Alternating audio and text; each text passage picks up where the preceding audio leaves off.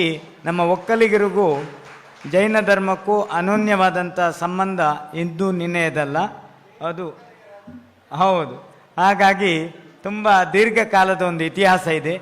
ಆ ಇತಿಹಾಸ ಪ್ರಾಯಶಃ ಡಾಕ್ಟರ್ ಮೋನಾಳ್ವರಂಥ ಅನೇಕ ಜನ ಬಂಟರಲ್ಲಿ ಇವತ್ತು ಕೂಡ ಜೈನರ ಎಡೆಯನ್ನು, ಹಿರಿತನದ ಒಂದು ಕೃಷಿಯ ಬದುಕಿನ ಸಹೋದರದ ಒಂದು ಪಾಲನ್ನು ನೀಡುವಂಥದ್ದು ನಮ್ಮ ಚುಂಚನಗಿರಿ ಸ್ವಾಮೀಜಿಯವರೇ ನಮ್ಮಲ್ಲಿ ಹೇಳಿದ್ರು. ಒಕ್ಕಲಿಗರಲ್ಲಿ ಗೌಡ್ರ ಸಮುದಾಯದಲ್ಲಿ ಉತ್ತರ ನಮ್ಮ ಮಂಡ್ಯ, ಹಾಸನ, ಸಕಲೇಶ್ಪುರ ಘಟ್ಟ ಭಾಗದಲ್ಲಿದ್ದರೆ ಚಿಕ್ಕಮಗಳೂರಿನಲ್ಲಿ ಕುವೆಂಪುರವರೇ ತಮ್ಮ ಕಾದಂಬರಿಯಲ್ಲಿ ಗುರುತಿಸಿದರು. ನಾವು ಹಿಂದೆ ಜೈನರಾಗಿದ್ದೆವು, ಆ ನಂತರ ಕಾಲಾನಂತರದಲ್ಲಿ ಅದರ ಕಠಿಣತೆಗೆ ನಮ್ಮ ಮನಸ್ಸು ಜಡ್ಡುಗಟ್ಟಿ ನಾವು ಒಕ್ಕಲಿಗರಾಗಿದ್ದೇವೆ. ಆದರೂ ನಮ್ಮದು ಆರಗ ಜ್ಞಾನೇಂದ್ರ ಕೂಡ ಹೇಳಿದರು. ಹಾಗಾಗಿ ಈ ಒಕ್ಕಲಿಗರಿಗೂ ಜೈನರಿಗೂ ವ್ಯವಸಾಯ, ಕೃಷಿ, ಬದುಕಿನ ಮಣ್ಣಿನ ಸಂಬಂಧ, ವ್ಯಾಪಾರದ ಸಂಬಂಧ.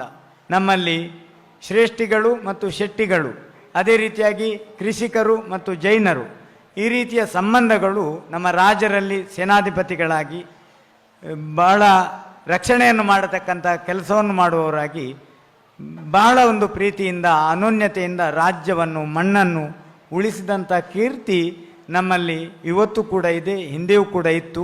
ಅದನ್ನು ನಾವು ಯಾರೂ ಕೂಡ ಮರಿಬಾರದು. ಆಗಲಿ ಅದೊಂದು ದೊಡ್ಡ ಸಂಶೋಧನಾ ವಿಚಾರ. ಓಂಕಾರಂ ಬಿಂದು ಸಂಯುಕ್ತಂ ನಿತ್ಯಂ ಧ್ಯಾಯಂತಿ ಯೋಗಿನಃ ಕಾಮದಂ ಮೋಕ್ಷದಂ ಚೈವ ಓಂಕಾರಾಯ ನಮೋ ನಮಃ.